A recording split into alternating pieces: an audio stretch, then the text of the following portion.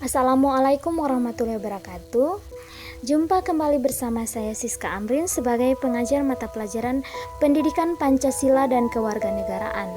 Nah, adik-adik, kemarin kan sebelum kita masuk pada materi nilai-nilai Pancasila dalam kerangka praktik penyelenggaraan pemerintahan negara, kemarin kita sudah membahas terlebih dahulu bagaimana nilai-nilai yang terkandung dalam Pancasila. Nah, untuk materi ini kita akan mulai dengan yang namanya sistem pembagian kekuasaan Negara Kesatuan Republik Indonesia. Jadi, silahkan kalian simak baik-baik materi di bawah ini. Sistem pembagian kekuasaan Negara Kesatuan Republik Indonesia. Yang pertama, pembagian kekuasaan. Konsep kekuasaan tentu saja merupakan konsep yang tidak asing bagi kalian. Dalam kehidupan sehari-hari, konsep ini sering kita perbincangkan, baik dalam obrolan di masyarakat maupun dalam berita di media cetak ataupun elektronik. Nah, sebenarnya kekuasaan itu apa sih? Secara sederhana, kekuasaan dapat diartikan sebagai kemampuan seseorang untuk mempengaruhi orang lain agar melakukan tindakan yang dikehendakinya. Contoh, ketika kalian sedang menonton televisi, tiba-tiba orang tua kalian menyuruh untuk belajar. Nah, itu yang disebut sebagai kekuasaan orang tua. Yang kedua yaitu pembagian kekuasaan dalam pemerintahan Indonesia. Sebagaimana yang kita ketahui bahwa suatu negara memiliki yang namanya pemerintahan. Di dalam pemerintahan terdapat namanya kekuasaan. Kekuasaan tersebut berfungsi untuk mengatur seluruh kegiatan yang ada di Negara Kesatuan Republik Indonesia. Contoh, kekuasaan yang dimiliki oleh presiden, wakil presiden, para menteri, maupun lembaga-lembaga negara lainnya.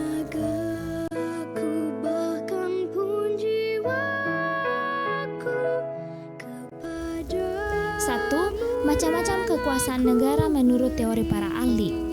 Ahli yang pertama yaitu John Locke, seorang tokoh politik dan bapak liberalisme, membagi kekuasaan menjadi tiga, yaitu legislatif, eksekutif, dan federatif.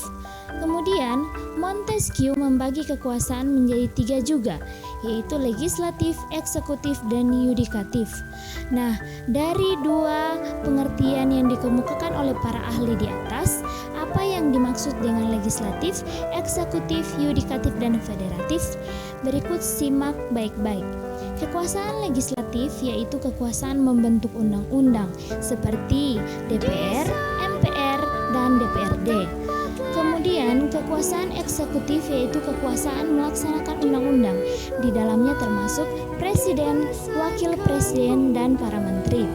Yang ketiga, kekuasaan yudikatif yaitu kekuasaan untuk mempertahankan undang-undang dan mengadili pelanggaran undang-undang seperti Mahkamah Agung, Mahkamah Konstitusi, dan Komisi Yudisial. Dan yang terakhir yaitu kekuasaan federatif, yaitu kekuasaan melaksanakan hubungan luar negeri.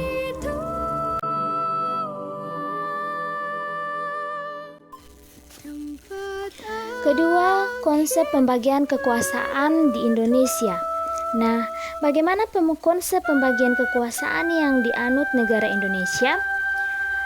Mekanisme pembagian kekuasaan di Indonesia diatur sepenuhnya di dalam Undang-Undang Dasar Negara Republik Indonesia tahun 1945. Penerapan pembagian kekuasaan di Indonesia terdiri atas dua bagian, yaitu pembagian kekuasaan secara horizontal, yaitu pembagian kekuasaan yang dilakukan menurut fungsi lembaga-lembaga tertentu. Dan yang kedua, pembagian kekuasaan secara vertikal, yaitu pembagian kekuasaan yang dilakukan berdasarkan tingkat pemerintahannya.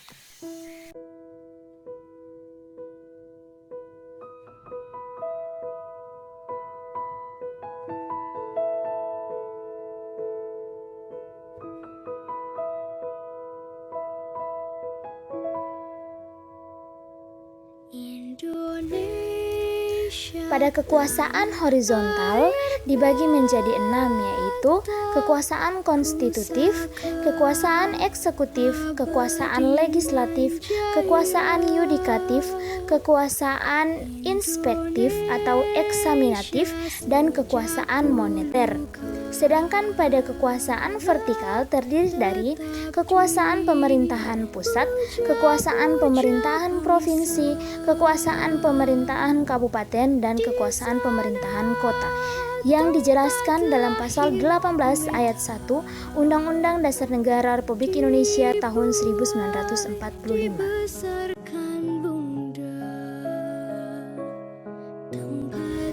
Sampai di sini dulu pertemuan kita pada hari ini. Insya Allah kita akan bertemu minggu depan.